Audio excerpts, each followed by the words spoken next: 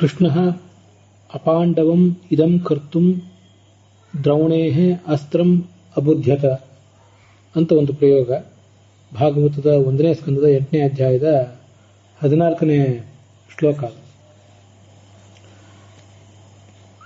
ಇಲ್ಲಿ ಆ ತುಮುನ್ ಪ್ರತ್ಯಯಾಂತವಾದ ಡುಕ್ನಿಕರಣಿ ಧಾತು ಕರ್ತುಂ ಅಂತ, ಅದಕ್ಕೆ ಕರ್ತ ಅಶ್ವತ್ಥಾಮ. ಅಬುಧ್ಯತ ಅನ್ನುವ ಮುಖ್ಯ ಕ್ರಿಯಾಪದಕ್ಕೆ ಕರ್ತ ಕೃಷ್ಣ. ಹೀಗೆ ಕರ್ತೃಗಳೆರಡು ಭಿನ್ನವಾಗಿದ್ರೂ ಕೂಡ ಆ ತುಮುನ್ ಪ್ರತ್ಯಯವನ್ನ ಮತ್ತೆ ಅಬುಧ್ಯತ ಅಂತ ಅನ್ನುವಂಥ ಕ್ರಿಯಾಪದವನ್ನ ಪ್ರಯೋಗ ಮಾಡಿದ್ದಾರೆ. ಅದನ್ನ ಅವಲೋಕಿಸಲಿಕ್ಕಾಗಿ ಈ ವಾಕ್ಯವನ್ನು ತಮ್ಮೆದುರಿಗೆ ಹಂಚಿಕೊಂಡಿದ್ದೇನೆ. ಕೃದಂತ ಪ್ರಕರಣದಲ್ಲಿ ಸಮಾನ ಕರ್ತೃಕೇಶು ತುಮುನ್ ಅಂತ ಒಂದು ಸೂತ್ರ ಇದೆ.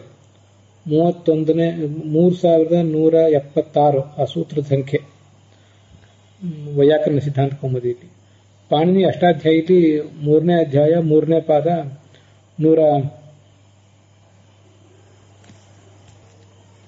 158ನೇ ಸೂತ್ರ ಸಂಖ್ಯೆ ಅಂತ ಕಾಣಿಸ್ತದೆ. ಆ ಸೂತ್ರ ಹೇಳ್ತದೆ,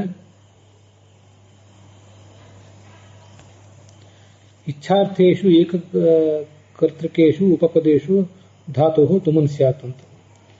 ಇಚ್ಛಾ ಅನ್ನೋ ಅರ್ಥದಲ್ಲಿರುವ ಧಾತುವನ್ನು ಪ್ರಯೋಗ ಮಾಡಿದಾಗ ಏಕಕರ್ತೃಕವಾದ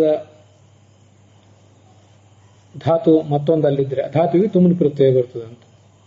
ಇಚ್ಛತಿ ಭೋಕ್ತುಂ, ದೇವದತ್ತನು ತಿನ್ನಲು ಇಚ್ಛಿಸುತ್ತಾನೆ ಅಂತ. ಇಚ್ಛತಿ ಅನ್ನುವುದು ದೇವದತ್ತನನ್ನೇ ಹೇಳುವ ಕ್ರಿಯಾಪದ. ಭೋಕ್ತುಂ ಅನ್ನೋದು ಕೂಡ ಅವನನ್ನೇ ಹೇಳ್ತದೆ. ಆದ್ದರಿಂದ ಇಲ್ಲಿ ಸಮಾನ ಕರ್ತೃಕತ್ವ ಇರೋದ್ರಿಂದ ಇಚ್ಛತಿ ಭೋಕ್ತುಂ ಅಂತ ಆಗ್ತದೆ. ಹಾಗೆ ಅದರ ಮುಂದೆ ಮತ್ತೊಂದು ಸೂತ್ರ ಇದೆ, 3177 ವೈಯಾಕರಣ ಸಿದ್ಧಾಂತ ಕೌಮುದಿಯಲ್ಲಿ. ಅದು 3ನೇ ಅಧ್ಯಾಯದ 4ನೇ ಪಾದದ 65ನೇ ಸೂತ್ರ. ಅಲ್ಲಿ ಶಕ್ನೋತಿ ಭೋಕ್ತುಂ, ಶಕ, ಧೃಷ, ಜ್ಞ, ಗ್ಲ ಹೀಗೆಲ್ಲ ಕೆಲವು ಧಾತುಗಳನ್ನು ಅಲ್ಲಿ ಕೊಟ್ಟಿದ್ದಾರೆ. ತಿನ್ನಲು ಸಮರ್ಥನಾಗಿದ್ದಾನೆ.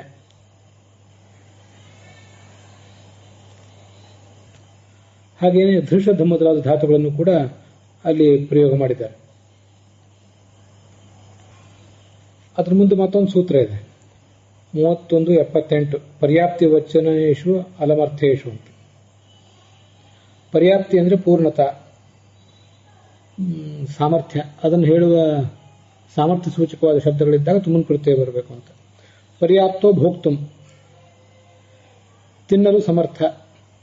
ಪ್ರವೀಣ ಕುಶಲ, ಭೋಕ್ತುಂ ಪ್ರವೀಣ, ಭೋಕ್ತುಂ ಕುಶಲ, ಭೋಕ್ತುಂ ಪಟು ಅಂತ. ಹೀಗೆ ಸಮರ್ಥ, ಕುಶಲ, ಚತುರ ಇತ್ಯಾದಿ ಉಪಪದಗಳನ್ನು ಇತ್ಯಾದಿ ಶಬ್ದಗಳನ್ನು ಹೊಂದಿದಾಗ ಭೋಕ್ತುಂ ಅಂತ ಆಗಬೇಕು. ಕನ್ನಡದಲ್ಲಿ ಹಾಗೆ ಕಂಡು ಬರ್ತದೆ.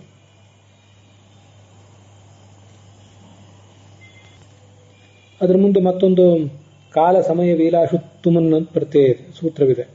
3179ನೇ ಸೂತ್ರ ವೈಯಾಕರಣ ಸಿದ್ಧಾಂತ ಕೌಮುದಿಯಲ್ಲಿ. ಅಷ್ಟಾಧ್ಯಾಯಿಯಲ್ಲಿ 3:167 ಅಲ್ಲಿ ಈ ಕಾಲವಾಚಕವಾದ ಶಬ್ದಗಳಿದ್ದಾಗ ತುಮನ್ ಪ್ರತ್ಯಯ ಬರಬೇಕು ಅಂತ ನಿಯಮ ಹೇಳಿದ್ದಾರೆ. ಕಾಲ, ಸಮಯ, ವೇಲ, ಭೋಕ್ತುಂ ಅಂತ. ಭೋಕ್ತುಂ ಊಟ ಮಾಡಲು ಇದು ಸಮಯ, ಇದು ಕಾಲ, ಇದು ವೇಳ, ಹೀಗೆಲ್ಲ ಅಲ್ಲಿ ಪ್ರಯೋಗಗಳಿವೆ.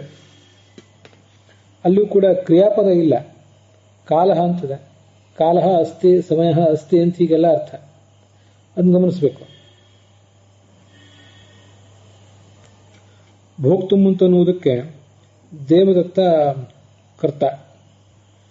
ಭೋಕ್ತುಂ ಕಾಲ ಅಸ್ತಿ ಅಂತ ಹೇಳಿದಾಗ ಅಸ್ತಿ ಅಂತ ಅನ್ನೋದಕ್ಕೆ ಕಾಲವೇ ಕರ್ತೃ ಆಗ್ತದೆ. ಆದರೂ ಅಲ್ಲಿ ಹೀಗೊಂದು ಸ್ಪೆಷಲ್ ಸೂತ್ರ ಇರುವುದರಿಂದ ತುಮನ್ ಪ್ರತ್ಯಯ ಬಂದಿದೆ.